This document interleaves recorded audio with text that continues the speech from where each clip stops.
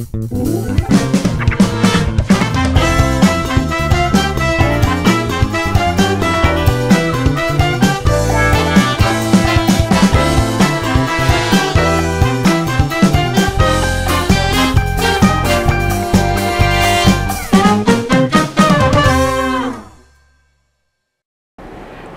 kita bertemu lagi dalam Sophie Nafi Talks You Are Loved, dan hari ini saya punya tamu yang sangat spesial, yaitu ibu saya sendiri. Kalau yang rajin mengikuti saya di Instagram pasti tahu dia punya hashtag sendiri saya bikin, namanya Opung Mami. Opung Mami ini tapi punya nama ya, dia Boru Tobing, ya kan? Orang Batak loh dia ini, Boru Tobing kok. Kawin dengan bapak saya Simanjuntak, jadi saya Boru Simanjuntak. Nah, Opung Mami ini namanya kalau di Batak soalnya kan nggak boleh ya Mam ya. Biasanya kalau nama itu cuma ada pas when you're born and then when you're Mami dead. sangat tidak mendukung yang itu. Kan begitu udah nikah langsung jadi Mama Sophie. Terus udah udah sekarang punya cucu Opung Sinamora. Karena anakku namanya Rangga Namora. Orang Batak itu kenapa sih namanya dihilang-hilangin? Namanya padahal bagus loh, Rafita. Rapita kalau bahasa Bataknya Rapita. Ya udah tradisi orang Batak kali begitu. Begitu merit kan mamanya si Anu. Nah, begitu sudah bercucu opungnya si Anu atau opu Anu. Udah nanti orang tahu namanya tuh di batu nisan setelah dia dibawa. Iya itu. Tapi Mami nggak apa-apa dipanggil namanya? Enggak, Mami dari dulu juga nggak pernah setuju kalau orang itu hilang namanya begitu ada anak atau hilang identitasnya begitu jadi nenek. Iya. Ibu saya ini adalah dari muda adalah perempuan karir memang. Jadi kalau ada yang namanya istilah Batak BTL ya, dari kampung langsung ke Jakarta. Nah kalau dia tembak langsung kali 2 karena nggak lewat Jakarta langsung ke Singapura. And you were 5 years old? 6, almost 7. Almost 7. Jadi kalau dulu waktu kami masih kecil dan di Indonesia orang belum terbiasa bahasa Inggris, kami sering dibully, apaan sih kulitnya Indonesia bahasa Inggris sok deh. Itu bukan sok. Kita memang tidak besar dan tinggal di sini. Waktu saya umur 12-13 baru saya pindah ke sini. Nah, itu bisa kamu dapatkan di buku saya Hati yang Gembira Adalah Obat. Itu ada di buku saya ya. Oke. Opung Mami. Nah, Opung Mami ini lately sering ada di Bali. Awalnya itu karena walaupun di usianya yang sekarang sudah mau 72, beliau masih punya semangat dan Tuhan percayakan menjadi interpreter dan guru bahasa Inggris untuk TOEFL pilot yang sedang sekolah di Bali ini. Ya. So exactly what do you do at the pilot school di Bali? Ya lebih ke coaching sih, karena mereka itu sebagai nanti yang akan menjadi pilot beneran. Negara kita ini kan di bawah ICAO. Ya. Ya, di bawah ICAO, jadi harus patuh pada peraturan ICAO di mana bahasa Inggrisnya itu harus mencapai satu level tertentu. Oke. Jadi diuji.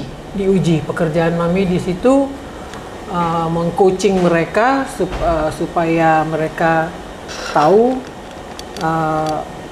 bagaimana menghadapi ujian bahasa Inggrisnya itu nanti. Dan di samping sebagai coach mereka, saya juga I'm a licensed rater. Jadi saya penguji yang berlisensi dari apa namanya itu DKU. DKU itu apa? Itu Departemen Dirgantara Indonesia lah. Ya. Gitu. Ya. Jadi I'm a licensed rater untuk English for Aviation. Berarti kalau Mami nggak lulusin salah satu anak di sana nggak jadi pilot dia? Kan itu harus kan untuk dia boleh terbang? Ya. Ya, dia harus mencapai level yang kalau di ICAO minimum level itu level 4 ya. Kalau dia tidak mencapai level 4, dia harus retake, dia harus ulang lagi. Apa sih bahasa kalian tuh hair ya? Hair. Nah, Tapi Her juga bahasa dulu ya, bahasa sekarang apa ya? Ya mengulangi. Ulang pelajaran dan ujiannya. Ulang ujiannya. Ujiannya aja. Ulang ujiannya. Ujiannya, sorry Mam, tertulis atau orally they have to speak? Tidak ada yang tertulis, jadi semua oral. Why is that? Because they speak in the cockpit? Di cockpit kan mereka mana ada kesempatan nulis-nulis. Dia kan lebih banyak bicara dengan tower kan. Contoh. Biar orang-orang bisa, apa sih maksudnya bahasa Inggris di dalam kokpit gitu? Ya. Jadi bahasa Inggris di dalam cockpit. Kan bukan ngobrol sama pilot kan? Sesama pilot atau sama pramugari, right? Ngomong sama tower.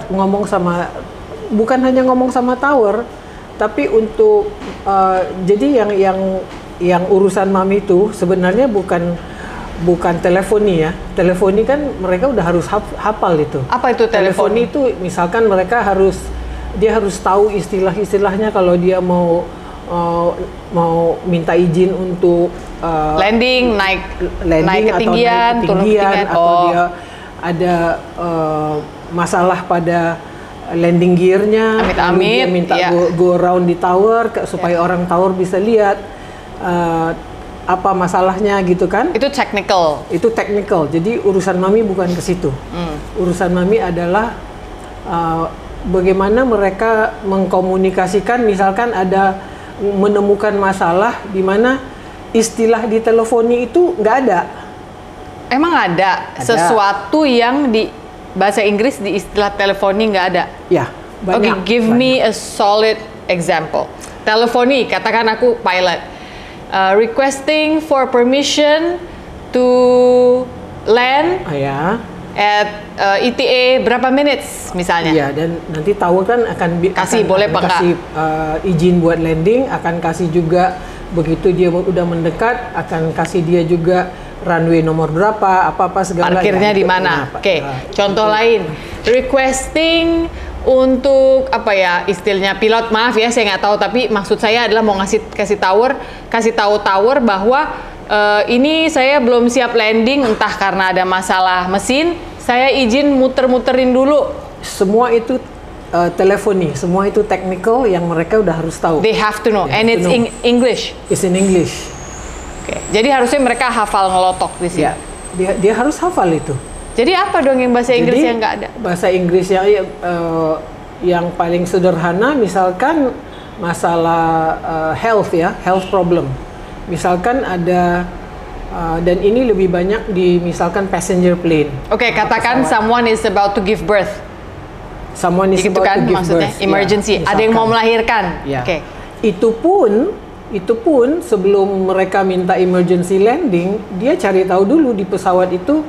Siapa tahu ada dokter, is there a doctor on board? Atau bidan yang bisa bantu. Nah, tapi misalkan problem yang lebih parah, misalkan tiba-tiba someone has a heart attack, atau tiba-tiba someone has an epileptic attack, ayan ya, kejang, penyakit ayan gitu. Before they ask for emergency landing, dia juga kan tower juga nggak sembarangan kasih emergency landing. Iya. Karena satu ya menyangkut ekonomi lah, kan berarti kan dia harus sediakan bahan bakarnya, berarti kan dia harus perhitungkan things like that. Tapi dia harus kasih penjelasan apa yang sedang terjadi sekarang. Sekarang dia lagi sedang heart attack misalkan. Apakah tidak ada dokter atau tenaga medis di situ yang bisa membantu? Atau kalaupun ada dokter yang bisa membantu tapi keadaannya udah lebih parah dari itu sehingga harus ditangani bigger hospital gitu kan, dia harus kasih penjelasan, misalkan the passenger is blue in the face or he's foaming at the mouth. Oh, itu dia harus bisa jelasin ya. Nah, passenger is foaming in or at the mouth. Foaming at the mouth misalkan. Udah berbusa mulutnya. Nah itu kan bahasa teleponi nggak ada berbusa mulutnya.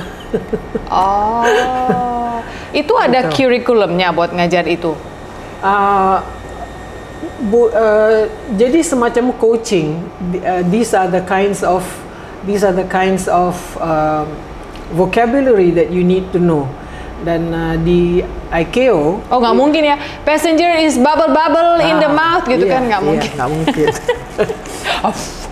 Dan di ICAO itu memang ada beberapa kategori untuk mengenal, misalkan mengenal hewan yang sedang ada di runway, atau misalkan dia lagi sedang terbang mengalami bird strike misalkan. Nah, kalau mengalami bird strike yang cukup parah gitu kan, ya itu technical language-nya ada buat dia, ada buat dia. Okay. But ada beberapa contoh di mana even bird strike pun dia kan harus memberi penjelasan. Misalkan strike-nya jendela kiri apa kanan? Itu satu, jendelanya itu udah pecahkah atau retakkah, atau kadang-kadang kan burung itu kesedot ke dalam engine. Iya. Sudah mengakibatkan kebakaran kah? Nah, itu semua radio teleponi mereka ada. Istilah buat itu mereka punya itu. Tapi ada kasus-kasus di mana misalkan dia harus jelaskan burung apa itu kan, misalkan burung apa itu yang how big of a bird kali ya, sebesar apa burungnya. Kalau dia bisa menyebut nama burung itu. Emang penting tahu nama burungnya? Kalau bisa. Jadi misalkan was it just a flock of sparrows, kawanan burung gereja kah yang masuk mesin, atau burung bangau yang besar? Besar ya. Bangau like bisa fly that high ya? Ya kalau mereka lagi mau landing bisa itu. Bangau masuk ke dalam. Atau was it an eagle itu juga? Atau ya pokoknya burung yang bisa.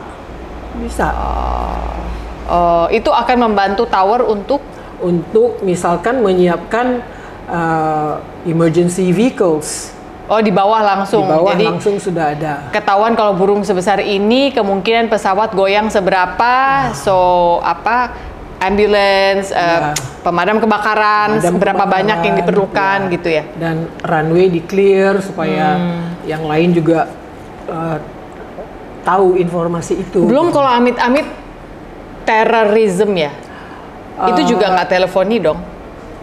Sekarang sudah ada. We suspect misalnya Caucasian males itu kan tower tahu Caucasian berarti putih, male. Sekarang sudah ada. Udah ada. Sekarang udah ada, justru kan kalau pesawat terbang pesawat internasional, penumpang itu internasional itu ada security kan? Pintu pilot pun sudah di-secure, udah tertutup, nggak bisa orang bebas. Iya. Harus ada like some sort of access mungkin ya untuk masuk yang tamprin atau. Dan sekarang untuk radio teleponi udah ada istilahnya, misalkan kalau mereka menduga itu mau mulai sesuatu yang berbau-bau terorisme, dia udah ada istilahnya itu untuk kasih warning ke tower. Oke. Tapi kan Mami nggak pernah sekolah pilot, nggak pernah ada di lingkungan orang pilot. Before this, waktu kami di Singapura ya, mama saya ini kerja di Kedutaan Besar Republik Indonesia. Itu yang saya ingat waktu saya masih kecil. Jadi kalau menurut cerita beliau, dia harus bekerja karena adik-adiknya ada 4, mereka adalah batak tembak langsung dari Sibolga langsung ke Singapura untuk bertahan hidup. Si anak sulung setelah selesai SMA harus kerja, right? And then you got that job at the embassy sebagai staff lokal ya. Staff lokal itu langsung jadi secretary to the ambassador nggak? Belum, secretary pertama di bagian information department. Oke. Dan sejak saat itu sudah terbiasa dengan yang namanya administration dan secretarial work, ya kan? Susun file, kirim surat, terima surat, lihat mood bos kapan harus kasih tahu kalau ada masalah di levelnya Mami, gitu-gitu udah biasa. Bikin appointment. Duta besar lain atau apa. Setelah itu mama saya sempat waktu kita pindah ke sini bergerak di bidang shopping malls. Right? Sebelum shopping mall bekerja di sebuah trading company dulu. Trading company? Oh, itu trading ya? Oke, maaf, trading company dulu, saya lupa. Oke, setelah itu trading padahal waktu itu belum musim ya? Udah? Ya udah dong. Oh, trading ini ya, analog ya, not like now. Like when they say trading zaman sekarang kan everything is online saham. Bukan trading seperti sekarang trading uang, saham-saham bukan. Ini beneran jual beli. Oke. Setelah itu Mami masuk ke shopping center. Mengurus di bagian manajemennya, ngurusin tenant-tenant dan yang lain-lain. And then as you got older, ini gimana ini tiba-tiba yang masuk yang pilot ini? Siapa yang bilang, Ibu Rafita bisa bantu kami? Ini pilot-pilot harus dididik bahasa Inggrisnya? Ya, waktu itu kan setelah krisis ekonomi tahun 98 itu kan shopping mall banyak yang dijarah. Ya, yang dijarah, banyak juga yang justru ada satu shopping mall yang beberapa bulan setelah Mami tinggalkan itu yang dijarah, dibakar sampai to the ground. Sampai habis ya. Setelah itu kan perusahaan shopping mall, perusahaan properti lainnya semuanya ya udahlah tumbang, ya kan? Sehingga Mami juga harus cari alternatif lain. Ada kesempatan untuk menjadi penguji untuk TOEIC. TOEIC itu is another form of TOEFL. Ya. Oke. Kalau TOEFL buat orang mau belajar, TOEIC untuk orang yang sudah bekerja. Oh, ini beda brand aja ya? Ya. Kayak Casio sama objektif. Seiko gitu. Ya, beda objektif. Oh, oke. Dari situlah Mami kenal sebuah perusahaan charter flight yang memerlukan guru bahasa Inggris, tapi untuk awak-awak aviasi mereka yang ada di Papua. Saya lupa. Salah satu musim yang menurut saya, sorry ya Mam, aku harus ngomong, cukup gelap untuk saya. Ketika ibu saya di usia, how old were you ya? 50 udah ya? Udah 50-an. Tiba-tiba bilang, Mami izin ya, mulai sekarang Mami akan kerja ke Papua. Berapa bulan ke Papua? And then berapa bulan? Awal-awalnya 2 bulan, tapi setelah itu sebulan-sebulan sih. Nah, aku waktu itu sebenarnya kecewa banget, kesel gitu, kayak ngapain sih udah umur segini masih harus pergi-pergi ninggalin kita lagi ke Papua. Terlebih waktu itu saya baru nikah dan baru hamil dan sangat membutuhkan ibu saya ada di situ. Sementara dia berangkat ke Papua. Oke, itu ngajarin awak-awak kapal terbangnya yang di Papua. Karena waktu itu mereka pemikirannya begini. Karyawannya itu kalau udah off lagi di Jakarta suruh datang belajar udah pasti susah. Jadi mendingan pada saat di Papua ditangkap. Duduk belajar gitu ya. Oke, jadi Mami ditaruh based in Papua. Oke. Waktu itu aku mau tanya ya, selama ini kan you are a career woman, working woman gitu ya. Ayah saya ada, cuma mungkin karena anak 4 kali ya. Jadi istri harus ikut bantu kerja apa gimana sih, Mam? Di samping anak 4, kan setelah krisis kan banyak perusahaan juga yang tutup. Ya.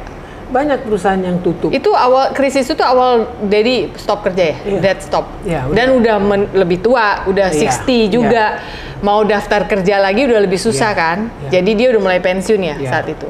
So that's why you had to take the Papua job to feed us all pada saat itu. Sekarang boleh ngomong begitu karena suami juga sudah berpulang ke rumah Tuhan. Maksudnya tidak ada yang kami singgung dan tidak bermaksud menyinggung juga. Cuma kadang-kadang kita lupa loh, di balik seorang ibu itu tetap ada manusianya yang menurut saya mungkin ada satu musim di dalam hidupnya mereka nggak bisa keluarkan semua. Nah, ada saatnya kita boleh revisit lagi dan kita tanya. Jadi waktu itu Mami karena itu harus. Ya. Karena waktu itu adik-adik juga masih ada yang kuliah. Kau aja masih udah enak aja kuliah. aku udah Lia sama Tina kan masih kuliah. Troy masih SMA, masih SMP. Jadi masih harus membiayai. Masih banyak biaya yang dibutuhkan. Oke. Jadi dapat tawaran yang cukup baik. Walaupun saya harus berpisah dari keluarga cukup lama. Saya izin ya sama bapakmu ya. Bukan saya asal pergi aja begitu. Saya izin, saya tanya dulu pendapatnya bagaimana. Memang waktu itu ya bukan keputusan yang mudah atau yang ringan untuk diambil, tapi melihat situasi seperti itu ya berangkat. Saya belum bisa melihat itu waktu itu karena saya baru menikah, lagi honeymoonnya, tapi tiba-tiba saya hamil. Jadi waktu saya mual-mual, muntah-muntah, ditinggal suami tur. Saya juga ingin ada ibu saya, tapi saya tidak bisa mengerti kenapa ibu saya harus ke Papua pada saat itu. Bukan hanya kau yang tidak mengerti, adik-adikmu juga sama sih. Masa sih? Lia Martina kayaknya nggak ngomong sama aku. Ya, setelah itu mereka ngomong sampai mereka itu sampai benci terhadap kota tempat mana Mami tuju untuk kerja tuh setiap hari. Iya, betul. Ya. Karena tiap-tiap paling cuma pulang sebulan, habis itu udah harus berangkat lagi ya gitu. What about Troy? Kayaknya dia waktu itu mengalami some kind of mild depression ya menurut aku. Aku inget banget itu soalnya dia sempat jadi anak ABG yang diem aja. Mungkin. Ya, dia nggak banyak ngomong sih waktu itu. Cuma saya karena udah melihat itu, ya Tuhan baik sih ya. Jadi Tuhan juga menggerakkan saya untuk walaupun saya udah keluar dari rumah, udah menikah, saya lihat ada yang nggak beres. Itu yang aku minta Troy kita homeschool kan, keluarin dia dari situ lalu kita homeschool supaya kita bisa memperhatikan mental health-nya dia. Oke. Itu cerita soal ibu saya yang perempuan karir. Mungkin sepanjang nanti kita dialog ini akan ada cerita-cerita lagi, tapi coba kita masuk ke yang ringan-ringan dulu sekarang. What is your favorite kind of food? Aku bisa tebak sih, tapi coba sebenarnya Mami punya apa enggak? Indian. I love Indian food. Nah, kan? I love Indian food. Apalagi yang Mami suka, jangan-jangan aku nggak tahu.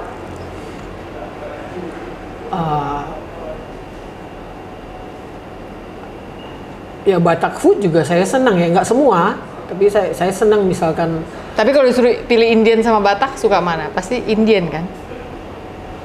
Tergantung. Indian food. Don't lie to me, madam. I know you like Indian food. Tergantung masanya lah, tergantung waktunya. Kan ada masa di mana ya kalau Indian food sih Mami selalu cari. Indian food you always find Indian food. If your Batak food is because you have to go to Arisan, that's why you eat Batak food. Jadi kalau menurut saya dia memang suka sekali sama makanan India. Bahkan waktu kami masih di Singapura waktu itu belum semaju sekarang ya. Suka ada mama tuh bukan berarti ibu-ibu, mama tuh abang-abang India gitu ya. It's a name to call them mama gitu. Lewat bawa tampah, you remember that? Terus tampahnya nih segede ini, terus kebagi-bagi kayak pizza gitu loh, kayak slice, tapi isinya itu aneka rupa kacang, right?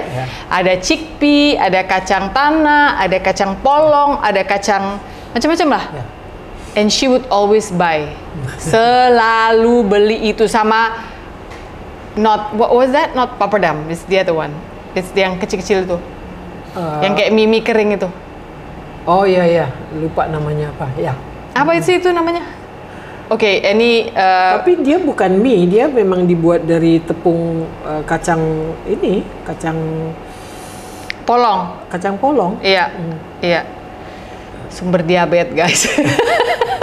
Itu isinya pati semua. Nah, ibu saya suka sekali itu. Jadi dulu dia suka jajan satu cone gitu, digulung di kertas 10 cents ya. Zaman dulu. 10 cents only, madam. Itu apa sih namanya? Bukan papadum deh. Muruku. Dia suka sekali makan itu muruku. Oke, sampai hari ini pun kalau saya ke Singapura atau adik saya ke Singapura nggak nitip macam-macam, cuma can you buy me muruku? Oke, itu aja. Oke, jadi ketahuan ya foodnya yang dia suka Indian food. What about my favorite food? You know what kind of food I like? You like mostly yang ini kan apa, sayur-sayuran. Ya. Sayur-sayuran. Tapi itu dari kecil nggak sih? Iya, kau dari kecil sih memang nggak perlu dipaksa makan sayur sih. Oh, dari kecil memang udah pandai mamam sayur saya tuh. Oke. Now, what kind of scent is your favorite? Bau-bauan apa yang mami suka? Tunggu, kalau mengenai bau-bauan, kayaknya harus saya bikin lebih detail dalam parfum.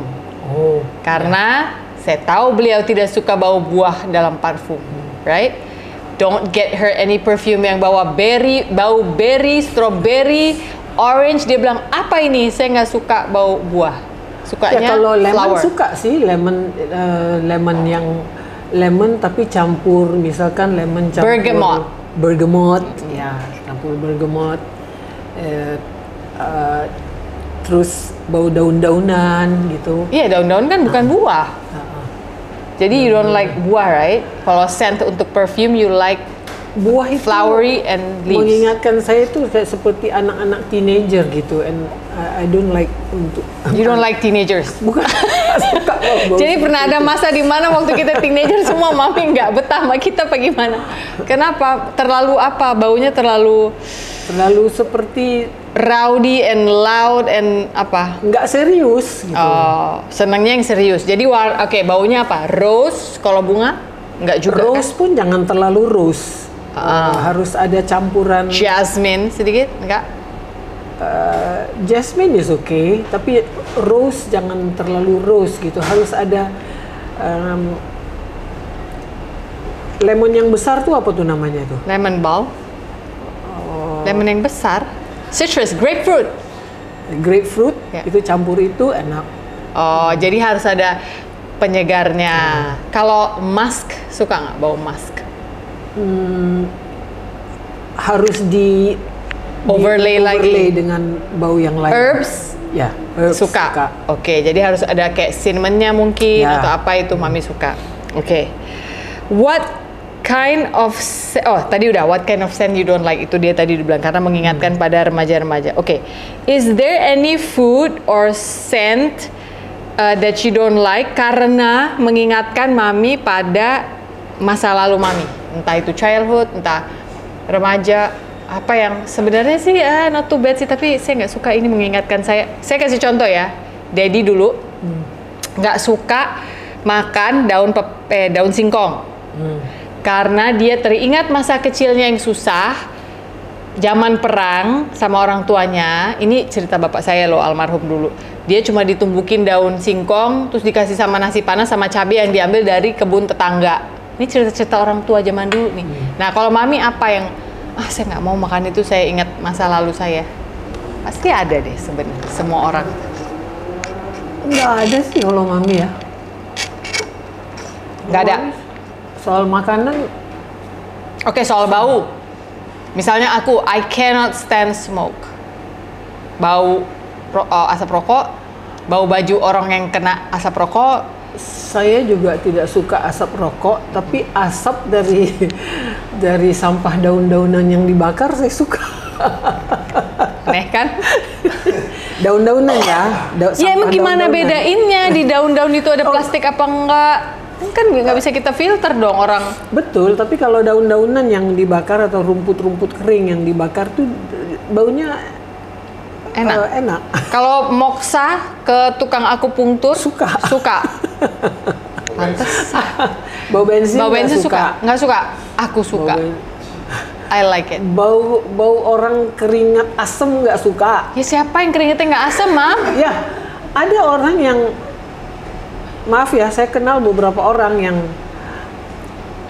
kau juga kenal orang-orang itu yang mungkin bajunya hari ini udah dipakai, terus besok cuma diangin-angin.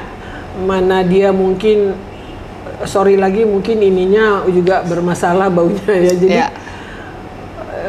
nggak diangin-anginin, mungkin hanya digantung barangkali di lemarinya, terus besok pakai lagi. Nah itu kan besok baunya udah beda. Oh, berarti kalau memang itu masalahnya, bau basi. supaya nggak basi, ya bajunya dicuci, orangnya digantung. Coba mau? Kalau orangnya kita angin-anginin nggak bawa, nggak bawa basi. Ibu saya dan saya ini hidungnya agak sensitif sih. Kita nggak bisa cium agak bau-bau dikit tuh terganggu sekali. Itu saya ingat banget bapak saya dulu waktu masih hidup tuh nggak bisa keringet dikit akan selalu ngomong, sama aja hidung kau sama mamamu. Apa-apa sedikit bau kau cium. Jadi dia padahal baru pulang lari misalnya gitu, mau leha-leha dulu, kita berdua udah mandi dong gitu. Jadi udah terganggu sekali sama bau-bauan orang. Oke. My next question. What was the hardest part of having 4 children? Sophie, Lea, Tina, Troy. The hardest part tentunya di saat pada semua lagi bareng-bareng membutuhkan biaya,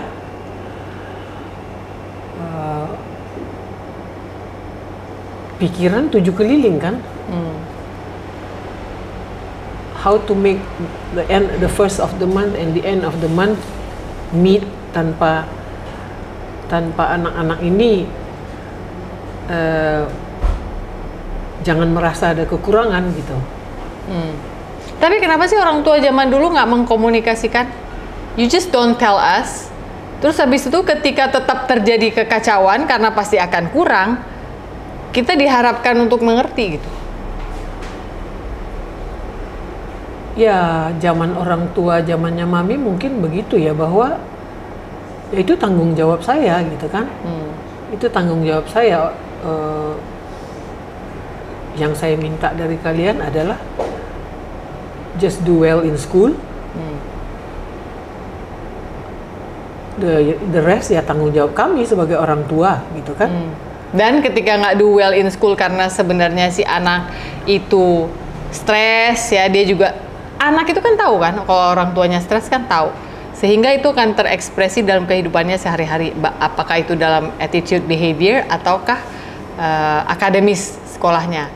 Dan ketika akhirnya akademis jelek, kalau orang tua zaman dulu, maksudnya waktu saya jadi anak itu marah-marah jadinya, kenapa ini raportnya begini, bla bla bla bla bla bla bla gitu. Padahal kalau dilihat ke zaman sekarang, anak itu banyak aspek kan ya. Nggak cuma akademis ya, ada dia punya psikologis juga mungkin dia. Lucunya, ketika udah punya cucu, mami bisa mikir itu. Kalau saya lagi curhat, ini si Rangga misalnya gini, coba kau tanya dulu, apa kali dia ada kali relationship sama temennya yang gimana waktu kita masih kecil-kecil. Ya, memang begitulah ya, manusia kan semakin kita bertambah umur, bertambah pula wawasan yang sudah kita dapatkan. Jadi zaman mami mungkin banyak juga yang seperti mami, orang tua tuh kan mikirnya cuma bagaimana anak-anak ini supaya sekolahnya bisa bagus, bisa bagus, dan saya tetap bisa punya dana untuk supaya sekolahnya bagus. Bagaimana dia jangan merasa beda dari teman-temannya dari hal pakaian misalkan, ya kan? Tapi orang tua zaman mami mungkin ini mami, tapi mungkin orang tua lain juga begitu. Kayaknya nggak berpikir bahwa anak-anak itu mesti mengerti kondisi orang tuanya yang lagi sedang berjuang untuk menghidupi anak-anaknya ini gitu kan. Mungkin seperti itu. Tapi ya itu seperti tadi mami bilang kan, dengan kita makin bertambah usia, makin bertambah wawasan, mungkin kebijaksanaan juga mungkin bertambah sedikit, sehingga hikmat bertambah sedikit barangkali, sehingga kau bisa saya ngomong begitu. Mungkin dia lagi sedang begini kali dengan temannya, atau ada kali apa perihal cucu ya, perihal cucu. Padahal kadang-kadang kalau mami ngomong gitu, aku suka gini, kok dulu aku waktu kecil nggak ditanyain begitu. cuma dimarahin doang gitu ya. Begitu udah ke cucu dia bisa gitu mikir ke arah sana. Do you feel that shift sejak jadi grandmother? Iya.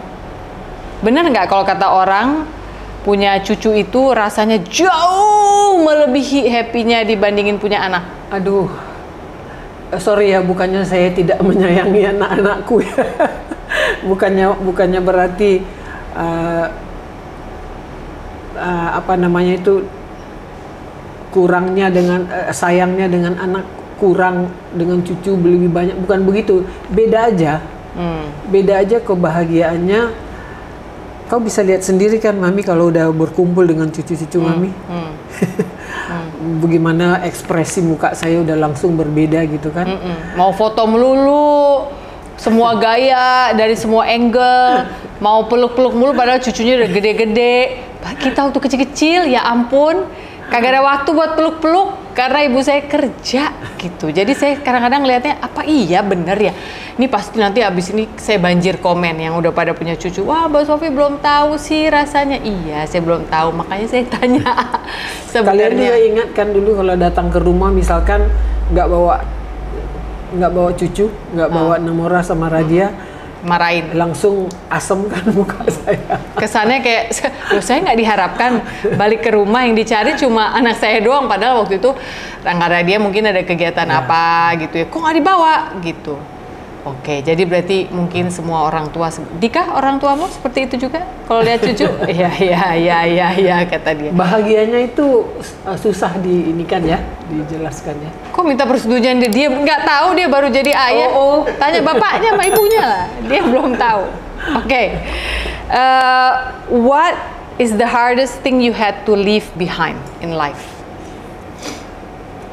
Dalam hidup ini. Kalau if I had to answer that, my question would be waktu kita harus pindah ke sini dan meninggalkan opungku, which are your parents. Karena aku deket sekali dengan opungku, deket banget sama opung. Nah itu yang paling susah saya harus leave behind. Untuk Mami saat itu, doesn't have to be that loh. Mami apa yang paling susah di leave behind? Itu kan aku. Enggak, saya juga dong. Pada saat itu saya harus meninggalkan seluruh aspek kehidupan yang saya sudah tahu dan kenal dari sejak saya kecil kan. Di Singapura? Iya. Gaya hidup. Dan pindah ke Indonesia? Gaya hidup. Pertemanan? Pekerjaan. Datang ke sini, hitung uang rupiah aja saya susah perlu berminggu-minggu untuk mengenal ribu-ribuan dengan ya kan di sini kan angka zeronya banyak. Angka zeronya banyak. Kalau ke pasar aja kita bicaranya itu udah ribuan gitu. Ya, udah bingung kan? Aku juga dulu bingung ya. Like we used to have a dollar in our hand, terus $100 itu kan banyak. Terus 100 rupiah. Cuma buat bayar Metro Mini doang dulu, Mam. Terus kalau terima kembalian dari tukang sayur atau dari tukang bajai juga sampai tukang sayur, tukang bajanya mungkin mikir ini ibu tahu ngitung apa enggak sih gitu. Ya, it was the hardest dan memang memerlukan waktu yang cukup lama sampai bisa adaptasi di sini. Ya itu. Berarti untuk seorang perempuan ketika harus mengikuti suami, entah dia dinas dimanapun juga, lalu harus meninggalkan orang tua, itu nggak apa ya? Kan orang sering bilang waktu terjadinya di pelaminan, right? You leave your parents and then you go with your husband gitu. Tapi ternyata ketika udah harus bukan lagi pisah kota ya, pisah negara, pisah budaya. It's a total different thing ya. Jadi perlu waktu itu Mami juga cukup lama untuk adaptasi. Belum lagi cara berpakaian kan? Iya, mama saya pernah ke sekolah waktu itu ngambil raport pakai celana pendek. Alah, celana pendek biasa, nggak bukan yang hot pants di lutut gitulah biasa. Abis dong keluarga saya diomongin. Tuh ibunya siapa ya? Kok pakai celana Jadi for us the whole adjustment process lumayan dahsyat ya Mam ya, lumayan dahsyat. Ya, ternyata ibu saya juga harus adjust. Dahsyat lah, itu seperti ambil pohon diambil dengan akar-akarnya kan? Ya, pindahin. Tapi awalnya kenapa sih kita dulu harus pindah ke sini? Jadi dulu ngomongnya gimana? Anak-anak harus mengenal tanah airnya gitu atau apa? Itu satu hal, tapi sebenarnya karena kita lahir semua di Singapura. Sebenarnya yang paling prinsip adalah karena waktu itu kan peraturan Singapura masih begitu ketatnya. Untuk punya rumah ya? Dedi kan dulu kan kerja di laut kan? Pelaut. Saya. Dan sebagai pelaut dia tidak bisa lama-lama kalau udah masuk ke pelabuhan di Singapura kan dia tidak bisa lama-lama di Singapura, turun ke darat. Ya. Wait, kapalnya bendera apa? Macam-macam benderanya, terakhir yang kapal SAR kan, Search and Rescue. Tapi tunggu, dia adalah WNI yang bekerja di atas kapal bendera macam-macam ya, tergantung perusahaannya. Oh, jadi it's like he came back from overseas, mampir Singapura dengan paspor Indonesia. Dia tapi nggak kalau bisa. mau pulang harus pulang ke Indonesia, nggak dulu. Bisa. Ya. Baru bisa ke Singapura. Nggak bisa lama-lama di Singapura. Berapa lama waktu itu? Ya kalau kapalnya lama, misalkan 2 minggu di Singapura, 2 minggu dia bisa di Singapura. Tapi kapalnya belayar ya dia kan harus ikut belayar.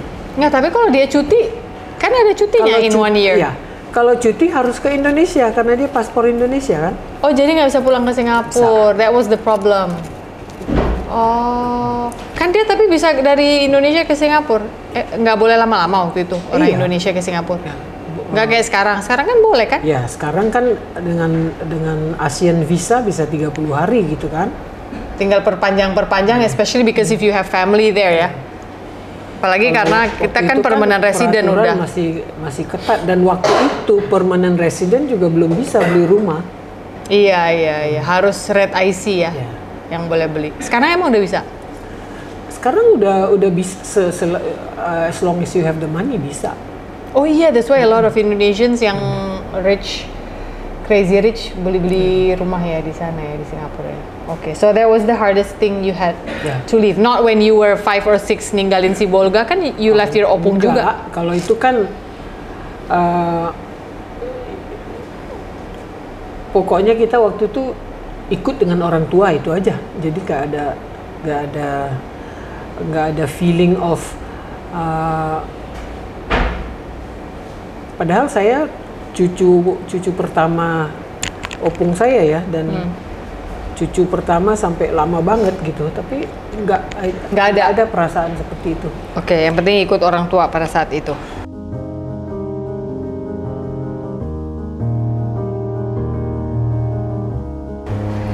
Did motherhood for you at that time, kan waktu mami menikah and then a year and a half later you had me kan? Did motherhood for you come at a right point in your life? Kan ada orang yang, aduh belum siap nih ternyata punya anak, saya masih mau karir, saya masih mau ini, tapi ya sudah, udah hamil ya, saya harus belajar merawat, menjadi ibu. Kalau buat mami pada saat itu? Nggak ada sih pikiran kayak seperti itu ya. Ya again, perempuan zaman mami barangkali ya. Kalau udah menikah ya berarti step berikutnya punya anak. Jadi nggak ada yang kayak zaman sekarang ditahan dulu dulu nggak ya? I want me time lah, I want self development lah, seperti nggak ada pikiran kayak dulu kayak begitu. Jadi kalau udah nikah udah siap bearing a child. Physically tapi kan, mentally kan nggak ada yang pernah cerita ke kita kalau punya anak tuh mentalnya beda, berubah. Saya nggak malu itu sih ya. Saya bahagia dengan semua kelahiran anak saya. Iya, jadi nggak ada pikiran, oh nanti saya harus dapat leave kan, cuti kerja. Iya, iya, maternity leave. Jadi nggak ada pikiran, kan kalau zaman sekarang kan orang-orang udah lebih bisa mengatur karena mungkin juga, oh jangan beda 3 tahun, nanti sama-sama mau masuk SMP sama lulus SD, uang pangkal besar, yang kayak gitu-gitu nggak pernah jadi pembahasan zaman mami. Enggak. Makanya punya anak 4, terus begitu semua harus bayar bersamaan, sakit kepala. Jadi ada bagusnya juga dong zaman sekarang orang bisa ngitung itu ya, Mam. Apa enggak menurut Mami? From your point of view? Yes and no. Yes, because zaman sekarang ini kadang-kadang kan ya kalian menikah kan udah lebih banyak, lebih tinggi usianya, udah lebih lanjut gitulah.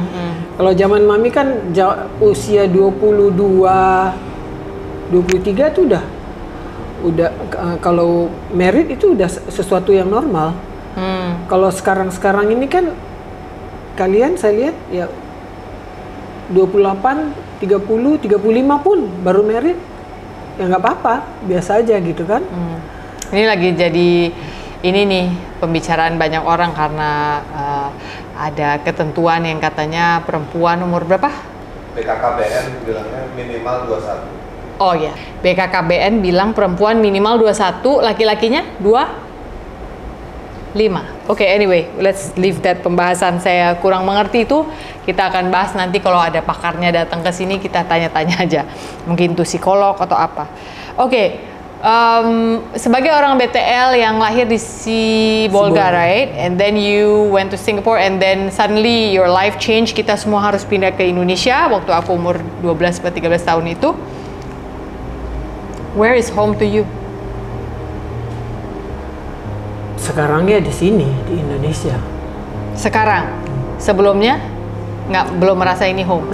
Ya waktu baru-baru pindah, dan itu kan udah berpuluh tahun yang lalu. Waktu beberapa tahun setelah pindah itu masih merasa tuh kalau saya pulang kampung Singapura gitu kan. Apa itu terjadi ketika your parents passed away? Waktu kan opung boy dulu meninggal, and then a few years later opung girl meninggal. Was it then that you finally switched? Oh, rumah saya di Indonesia.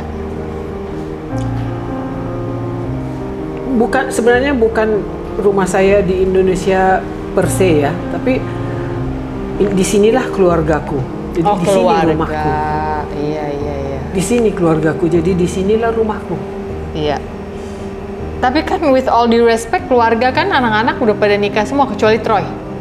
Betul. Itu apa shift yang you feel that might happen in your life? Kan aku belum tahu, aku belum jadi orang yang seusia mami. Ya tapi kan kalian di sini semua. Di Indonesia. Nah, jadi disinilah keluargaku, anak-anakku kan keluargaku ya, my immediate family. Disinilah keluargaku, disinilah tempat tinggalku gitu, disinilah rumahku. Tapi sekarang that you commute antara Bekasi dan Bali nih lately, sejak aku di Bali, Tina juga di Bali, where would you feel is home to you now? Dia kalau ke Bali lama loh. Ya, karena saya di sini masih sebagai komuter lah istilahnya ya, komuter lama ya, pengunjung yang berkunjung dalam waktu yang lama. Tapi karena mami masih punya anak yang belum nikah, Troy. Satunya, yang cowok. Merasa masih rumahku itu masih di sana. Di Bekasi. Di Bekasi. Oh. Nanti dia kalau udah nikah beda cerita lagi. Beda cerita lagi. Oke. Karena kan dia udah nikah. Kalau dia udah menikah nanti fokusnya berarti kan keluarga dia. Dan harus fokusnya ke istrinya, ke keluarganya. Oke. Gitu. What is something you are still learning until today? Yang mami sampai dengan hari ini kok masih pelajaran hidupnya, saya masih harus hadapi terus soal yang begini-begini gitu. Di usia yang udah sekarang ini loh. sebenarnya mau selanjut apapun usia kita itu masih tetap aja banyak yang masih kita kurang tahu, masih harus cari tahu lebih banyak ya. Mami secara pribadi misalkan, kau tadi bilang Mami wanita pekerja ya, wanita pekerja. Nah, sebagai wanita pekerja, setelah udah tua memang saya menyadari mestinya saya jadi ibu, bisa ibu yang lebih baik ya. I could have given more attention to my children gitu kan. Mestinya saya ya itu. Jadi sekarang di usia saya yang sudah lanjut, saya juga tetap masih harus mempelajari bagaimana saya menjadi ibu yang usia lanjut untuk anak yang dewasa, anak-anakku yang sudah dewasa ini gitu. Karena saya masih membutuhkan anak-anak saya, dan saya yakin, saya harapkan kalian juga masih membutuhkan saya. Sangat membutuhkan lah. Ya, artinya Mami juga berharap bahwa kekurangan saya sebagai ibu zaman-zaman dulu, kalian tidak langsung ya udahlah dia kan ibu yang begitu, nggak perlu nggak perlu ditanggap lagi misalkan gitu kan.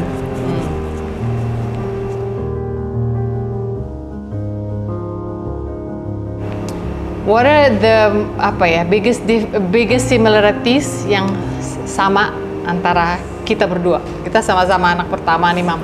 What do you feel yang kesamaan kita berdua? Ya, sifat mengayomi adik-adik ya. Mami juga kan sebagai anak yang tertua memang dari kecil sudah terbiasa mengayomi adik-adik.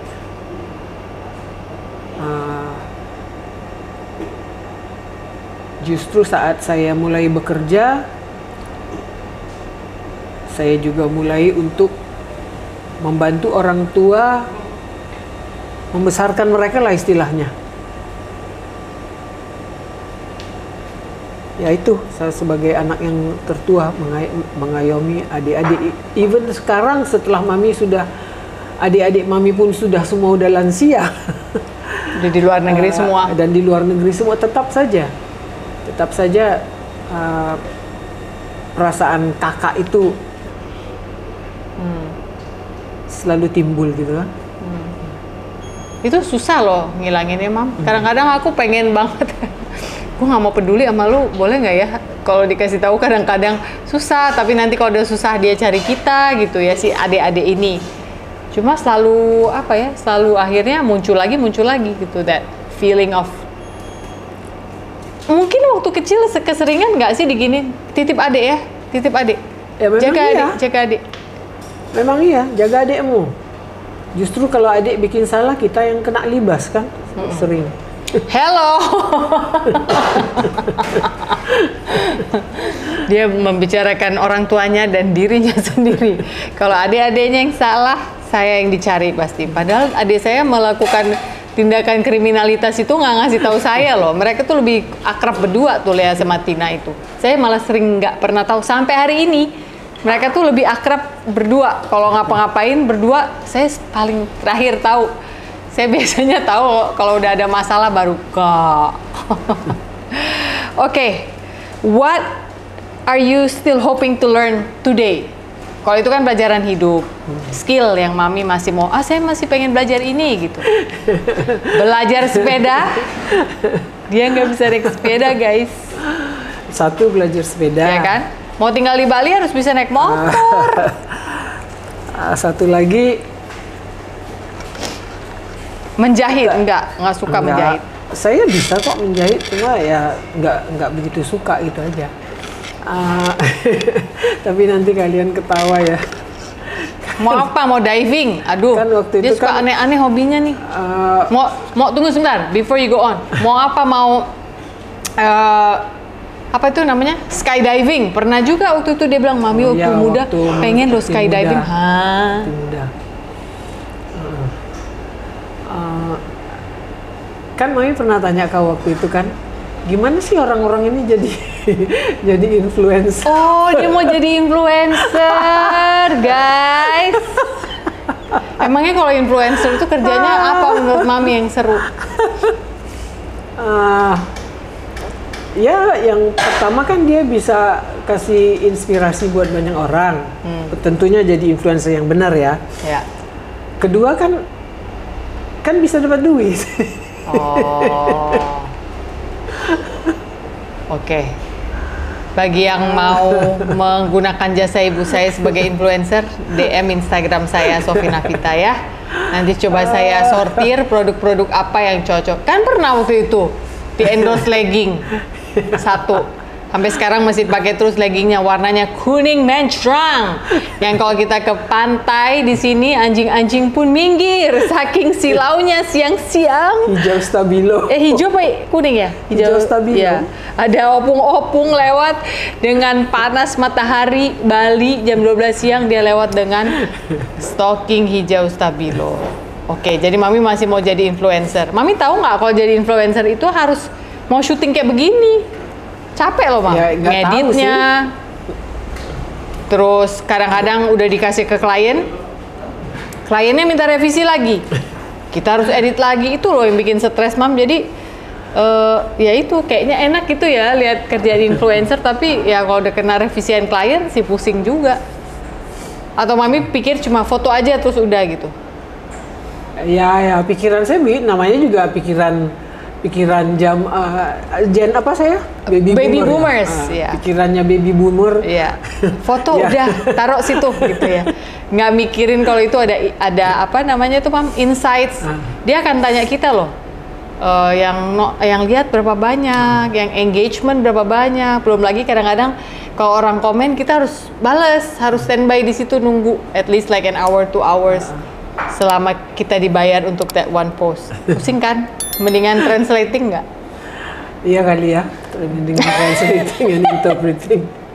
Ibu saya. Boleh saya minum, Kak? Oh, boleh. Sampai aku belum taruh stevia-nya. Nanti deh aku tambah, masih tawar. Ibu saya ini dari sampai dengan sekarang masih bekerja sebagai translator dan interpreter profesional English Indonesian English ya. Jadi kalau translating itu dia menerima per word apa per halaman, Mam? Per word. Ada berapa words? Nah, itu ada harganya.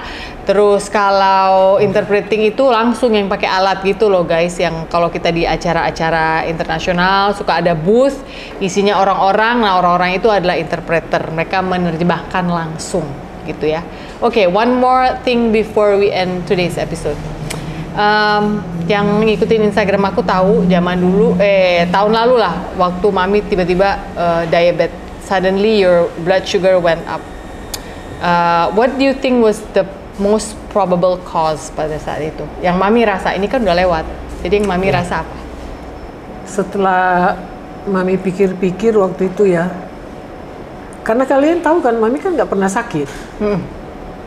Hampir nggak pernah sakit. Kalau saya masuk rumah sakit tuh kan karena melahirkan biasanya, atau pernahlah sekali demam berdarah gitu. Tapi setelah di luar dari itu saya kan nggak pernah sakit. Ya. Tapi setelah pikir-pikir waktu itu, ya sebelum dedimu dipanggil, Mami kan jaga Dedi ada 4 tahunan ya. Ya. Ayah saya menjelang berpulangnya diagnosanya Alzheimer, Parkinson. Sempat stroke berapa kali, Mam? 2 or 3? Yang saya tahu sih 2 kali, tapi setelah menghitung-hitung apa yang dia ini kayaknya udah lebih dari 2 kali. Oke. Dan sempat lumpuh sebelah juga ya Mam dia. Karena jatuh. Terus demensia juga. Nah, semakin tahun semakin menurun.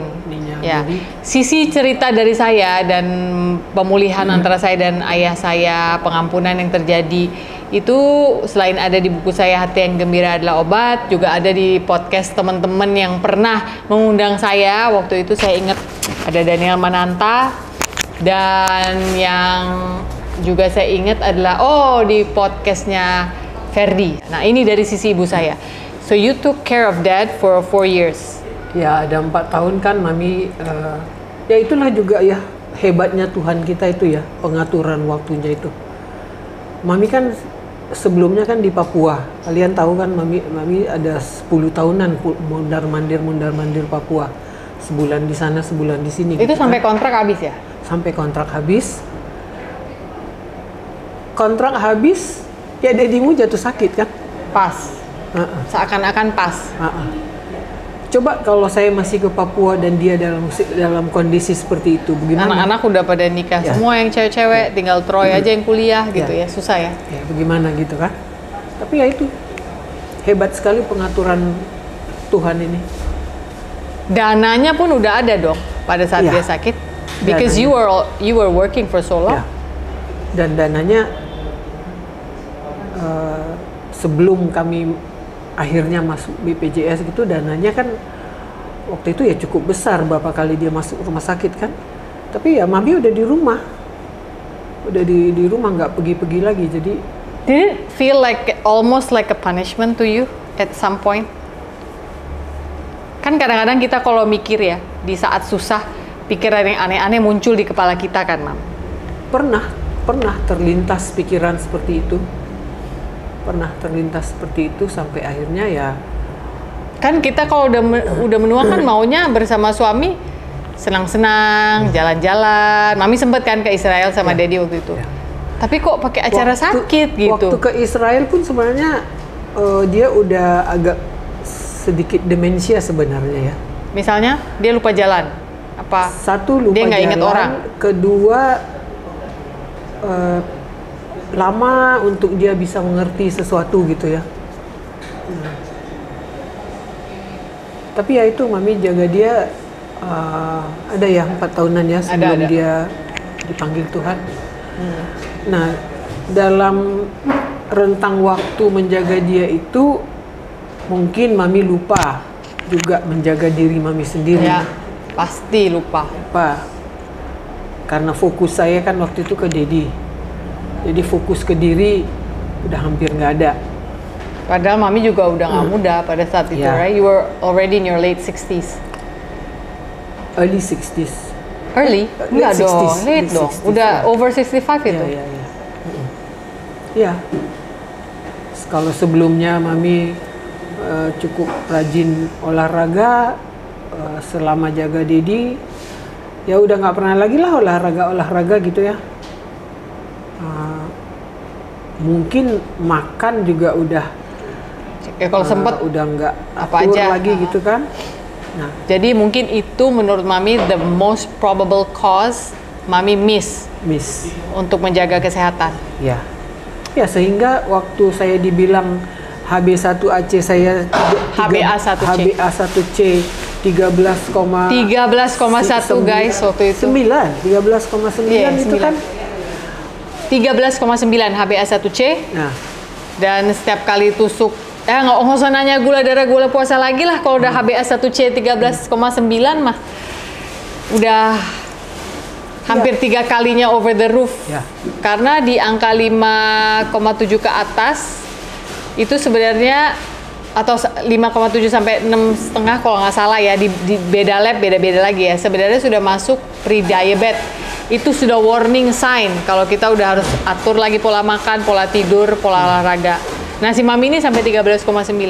Jadi waktu itu Mami kaget. Jadi awalnya sebenarnya aku udah curiga karena dia ada anting-anting di sini, kalau luka lama sembuh. Saya udah pikir nih kenapa ya. Nah, bolak-balik mau dibawa cek lab nggak pernah mau. Nggak usah lah, saya nggak apa-apa. Karena memang nggak merasa ada kondisi yang menurun, nggak rasa sakit. Itu masalahnya dengan gula, it's silent. Makanya the only way to know adalah ngecek HbA1c kita dengan rajin lah, tiap 4 bulan kayak tiap 5 bulan dicek menurut saya ya. And then aku inget banget tiap hari cuma ngeluh, aduh sakit sekali sendi saya. Akhirnya aku teleponin dokter di Jakarta, Dokter Ibrahim Agung. Aku ingat, dok minta tolong periksain ibu saya. Terus dokter bilang, oh ini kalau memang udah sakit seperti ini harus dikasih steroids, right? Suntik, pokoknya disuntik lah untuk membantu. Tapi di situ aku sempet pause. Akhirnya ngobrol sama Dokter Ibrahim Agung, aku bilang boleh nggak sekalian, mumpung dia di situ suruh aja cek darah. Kalau dokter yang suruh kan mami nggak bisa lawan kan, dan disitulah ketahuan ternyata. Dan untunglah ketahuan kalau disuntik tanpa kita tahu, kecurigaannya Dokter Ibrahim Agung juga pada saat itu bisa pingsan loh, Mam. Yeah. So that was a good call. Okay, so anyway itu terjadi, and then ya saya saya pindah paksa ibu saya ke sini karena menurut saya di usia beliau yang sudah segini ini hanya sendirian di rumah dengan mbak yang datang pulang ya kan, nggak nginep kan si mbaknya. Terus Troy juga sibuk bekerja, siapa yang akan ngurus dia makannya, jam makannya dan tidurnya dan yang lain-lain. Walaupun mungkin ibu saya sengsara ya tinggal di rumah saya hampir setahun, gantian sih antara rumah saya sama adik saya yang di sini. Kerjaannya tuh anaknya kayak militer, mam, ayo mam, makan, mam, ini mam, olahraga, mam itu. Tapi coba deh mami ingat lagi episode itu kan gak enak banget. Awalnya memang gak kerasa apa-apa. Terus mami dikasih obat sama dokter endokrin kan, and then we started to shape your diet kan, makannya seberapa banyak, jam berapa, aku masaknya siang, sore lagi beda lagi masakannya gitu. Mikronutrisinya, suplemennya juga kita jaga, and then one day di saat turun HbA1c-nya mulai turun, kita udah happy, nggak taunya mami kesakitan terus. Ternyata kata dokter Syaraf waktu itu apa? Neuropati. Iya, si gula udah makan ke Syaraf. Saraf tepi. Iya, dan itu tuh waktu itu mami, aku inget banget tuh mami kurus sekali, dan saya kerjaannya tiap malam udah nangis terus karena saya lihat ibu saya kesakitan. And I don't think we want to go back to that episode. Itu serem banget sih. Saya tidak mau lagi kembali ke situ, dan saya bersyukur sekali I have daughters, specifically you, ya, yang sangat peduli dengan saya sehingga ya memang saat itu karena saya memang nggak pengen makan ya, setiap mau makan mual kan, tapi kan kau paksa terus kan makan. Dan kita ganti sedikit obatnya dari metformin, karena metformin itu sempat bikin mami, nggak berarti berlaku untuk setiap orang ya, tapi untuk ibu saya kurang cocok, mual terus. Mual, ya sampai bobot tubuh mami kan turun sampai ke 48 waktu itu ya. Kayak supermodel loh. Ya. Tapi memang harus dipaksa. Jadi waktu itu 2 sendok juga. Iya. Jadi maaf ya, waktu itu jadi kayak mengurus anak kecil. Jadi kayak dikasih reward, mam 2 sendok aja, 2 sendok, and then after this apa? Mau pijat, mau apa gitu kan? Atau kita akupunktur atau. Nah tapi lucunya gini, dia suka enek nggak mau makanan itu, tapi nanti dia ke coffee shop saya, ke Pepita minta, saya mau dong itu, kue itu.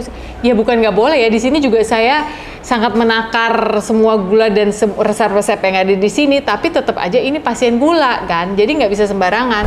Akhirnya tapi ya dicari win-winnya. Ingat nggak zaman kita, oke mami makan donat, kita bagi 1/4. Jadi harus 2 suap dia makan, makanan pokoknya baru boleh dapat donat hanya 1/4. Orang-orang kalau lihat saya kayak tega banget lu sama ibu. Enggak, lu nggak tahu dia kalau malam kesakitan syarafnya di rumah. Sakit sekali. Iya kan? Aku sampai shock karena mami bolak-balik bilang, "Ah, kok udah kayak gini saya mau ini aja lah dipanggil Tuhan." Kok sembarangan? Iya, karena sakit sekali. Nah, terus akhirnya what happened ya dengan itu ya? Karena dokter syaraf aja waktu itu udah angkat tangan ya. Kok kita tiba-tiba lupa ya, kita tiap hari hanya fokus makan, olahraga, akupunktur, minum obat dokter tetap, Cek darah berkala. Aduh, kita waktu itu sama lab udah kayak apa ya, Mam? Kerjanya ke lab melulu. What happened sih sampai dia tiba-tiba hilang? Enggak. Kita tidak bisa memungkirkan tangan Tuhan yang bekerja ya. Ya. Ya memang sih tangan Tuhan mengarahkan ke dokter saraf mana, dokter endokrin mana, akupunktur mana, suplemen, boleh sebut brand suplemen? Jangan disebut. Nggak enak nanti disangkanya ya. Gimana. Yang atur suplemen saya sebentar. Soalnya Tin anak lagi saya syuting Mami, bentar ya. Terus? Ini kebetulan yang atur suplemen. Untuk yang kenal Opung Mami ya. Yang atur suplemen kan nih Ibu Sofi ini, anak saya ini. Yang bawa saya ke akupunktur juga. Ya untuk misalkan para diabetesi yang seperti saya ya, yang diabetes seperti saya kemarin gitu dong. Saya kemarin. Kalau kata orang Batak seperti saya kemarin nih, Mu. Seperti saya kemarin di mana saya diserang oleh neuropati karena diabetes, penyakit diabetes saya waktu itu. Jangan hilang harapan lah. Percaya bahwa kalau kita benar-benar berdoa, Tuhan tidak melupakan. Tuhan tidak melupakan. Sekarang ini saya bobot sudah kembali normal. Udah boleh minum kopi dia. Kemarin-kemarin dokternya nggak kasih sama sekali. Ya, tapi karena sudah cukup lama Mami nggak minum kopi, sekarang Mami juga kayaknya hilang terlalu nyari kopi lagi. Dulu ya ampun, pagi itu matanya masih baru setengah begitu udah minta kopi. Masalahnya minta kopinya pakai temennya si gula, repotnya. Nah, lama-lama belajar minum kopi pahit ya kan. Aku akalin, oke Mam, kalau lidahnya belum terbiasa aku akalin pakai stevia sedikit. Tapi lama-lama kopinya menjajah hidupnya juga, jadi dia susah tidur gitu ya. Kalau malam susah tidur itu membuat kadar gula kita juga naik gitu kan. Jadi ya udah itu aja terus berulang-ulang. Jadi kalau ditanya waktu itu, of course tangan Tuhan berperan, tapi kita juga punya bagian ya Mam ya. Di Mami khususnya ya tangan Tuhan, karena waktu itu saya udah sempat pikir Tuhan udah lupakan saya. Sempat Mami mikir gitu. Waktu itu mau makan pisang seperempat aja, shoot up langsung gulanya. Di beda orang hasilnya beda, belum tentu satu orang sensitif sama gulanya pisang, yang lain sensitif gitu. Jadi menurut saya setiap orang punya, you have to try sih. Dan kayaknya kalau ditanya waktu itu, salah satu hal yang membuat kita sebagai tim ya, tim anak dan ibu, adik-adik saya juga membantu, sangat membantu, adalah kita punya jurnal ya. Hari ini bangun tidur berapa gulanya, habis makan berapa, right? And then habis makan harus jalan kaki. Waktu itu Mami belum bisa jalan, saking sakitnya cuma 2 menit, tapi saya paksa. Lama-lama dia udah bisa buka YouTube sendiri, senam-senam. Pokoknya dia habis makan harus gerak gitu kan, Mam? Saya lakukan itu. Sampai hari ini. Terus jurnal ini juga. Tadi kok ada pusing, ada apa?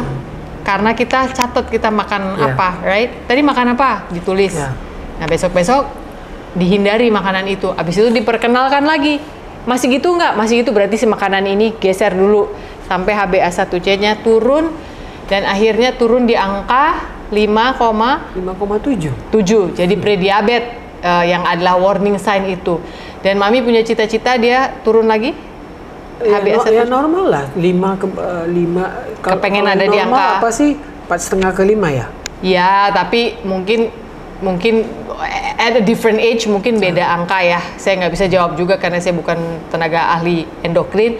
Tapi saya rasa di usia Mami sih harusnya di angka 5, 53 gitu udah bagus sih sebenarnya. 57 pun sebenarnya udah bagus asal jangan naik lagi gitu ya Mami.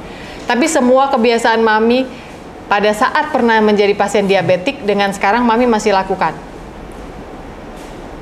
Maksudnya? Kebiasaan untuk dulu kita atur gula darah supaya turun. Oh iya. Dengan sekarang udah dinyatakan dokter tidak diabetes lagi, sudah tidak minum obat lagi kan? Minum obat diabetes lagi. Ya, itu yang orang perlu tahu. Siapa yang bilang ibunya udah nggak diabetes? Dokter. Obatnya ditarik gitu. Dan dokternya waktu itu kaget juga nggak? Oh, kaget dan dia gembira sekali. Bagus banget Bu, bagus banget. Sharing Bu ya, apa tipsnya gitu. Jadi nah itu udah influencer, Mam. Sebenarnya cuma nggak dibayar aja, tapi kan dibayar pakai berkat Tuhan. Jadi waktu ya di pasien-pasien si dokter itu kan ada grup kami. Ya, Mami share di situ apa yang saya lakukan tiap hari gitu kan. Ada yang, Bu, saya belum bisa kalau senam seperti itu. Pelan-pelan, Bu. Saya juga dulu begitu, pelan-pelan. Jadi basically adalah yang Mami lakukan. Kalau memang masih harus minum obat sama dokter, tetap minum ya. Jangan nggak minum gara-gara nonton kita. Kita juga melaluinya dengan bantuan dokter, akupunkturis, nutritionist, banyak yang ada di tim kita pada saat itu yang Tuhan kirim. Yang penting pagi itu jangan pakai acara telat makan, ya kan? Bangun. Jangan sarapan dengan makanan manis. Jangan sarapan makan manis kalau pagi. Jadi pagi itu sayur dulu. Ini juga another trick. Mami itu waktu makan, aku bilang Mami nggak boleh rames lagi mulai sekarang, harus dipisah. Nah itu awalnya susah tuh, dia nggak mau.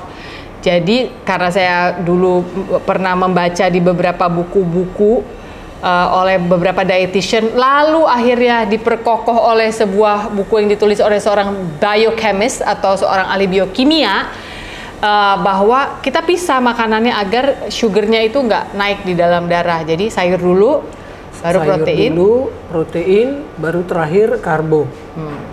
Karbonya pun diatur. Karbonya berapa banyak? Ya. Karena kan pasien gula kan nggak boleh. Karena banyak pasien gula yang saya pokoknya nggak nasi putih.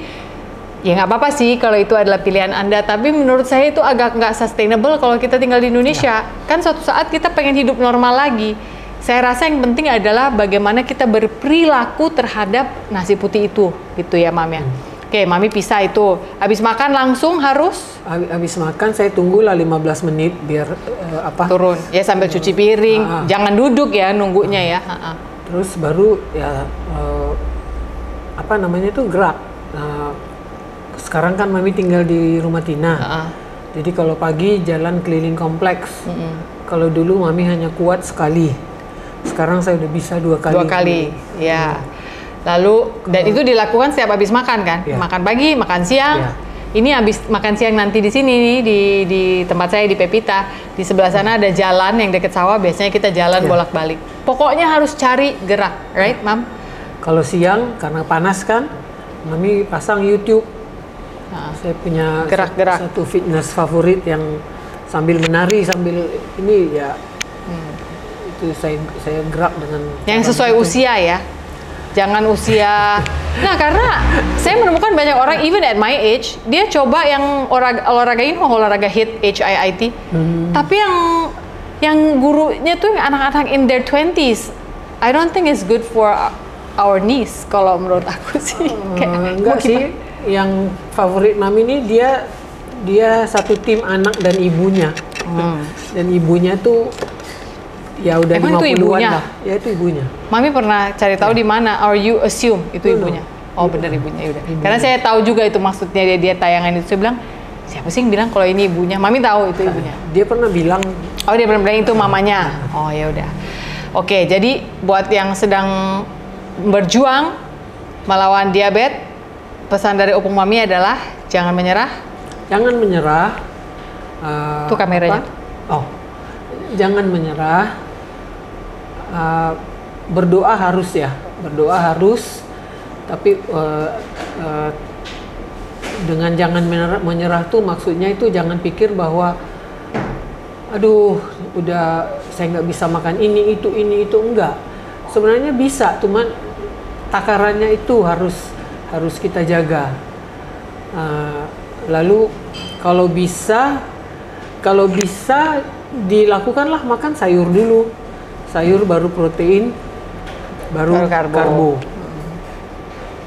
Sayur kan bisa direbus, bisa ditumis, bisa dikukus. protein kan nggak harus daging, bisa ikan, bisa tahu tempe, telur, ati ampela. Itu penting tuh ya, buat HB-nya. Terus karbonya nggak selalu harus nasi. Kadang ubi, kadang labu. Variasinya bisa labu, bisa talas, bisa. Dan Mami nggak makan roti putih sama sekali waktu itu. Sekarang kan? sudah nggak juga. Sampai sekarang udah stop ya.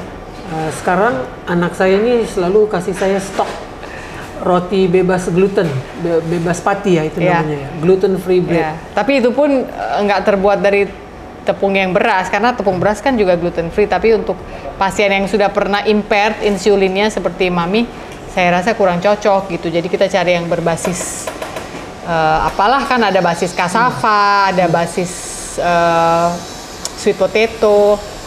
Itu pun jangan jadi makanan utama sih ya. Enggak. Itu hanya buat ya kalau lagi kangen-kangen. Ya pokoknya untuk yang mengenal saya sebagai opung Mami, yang menjadi polisi saya ada 4 anak saya. Ya. Anak saya yang laki-laki kayaknya dia seneng kalau saya ke Bali. Jadi dia nggak pusing. Nggak ada PR ya. Dia nggak ada PR di Jakarta. Iya. Oke. Itu dia Ibu Rafitha Tobing, influencer kita pada hari ini. Opung Mami. Ya, Opung Mami. Oh, dia maunya Opung Mami nama panggung ya. Oke. Nama panggung Opung Mami. Yang mau hire tenaga influencer, DM ke saya @sofinavita di Instagram saya ya. Coba nanti saya filter dulu mana yang bisa pas untuk ibu saya influence-kan. Karena kalau kau kasih dia kerjaan influencer, ya aku juga yang syuting kan. Kalian ini bikin kerjaan aku aja. Oke, Mom, thank you so much for your time. Jangan bosen kalau nanti kapan-kapan kita ada episode lagi. Thank you for inviting me. Mami juga kemarin waktu kau bilang itu Mami heran, ngapain mau interview Mami? Ya nggak apa-apa. Ntar besok-besok ada lagi kan, ada Hari Ibu, ada Hari Kartini, ada pokoknya selalu akan ada lah. Thank you, kita sekarang makan dulu. Dan buat teman-teman dimanapun Anda berada, ingat bahwa hari ini bukan hari yang baik untuk menyerah. Katakan itu setiap hari. Dan selalu ingat bahwa you are loved. Bye-bye. You are loved. Jangan menyerah. Nggak kelihatan, Ma. Oh, kelihatan.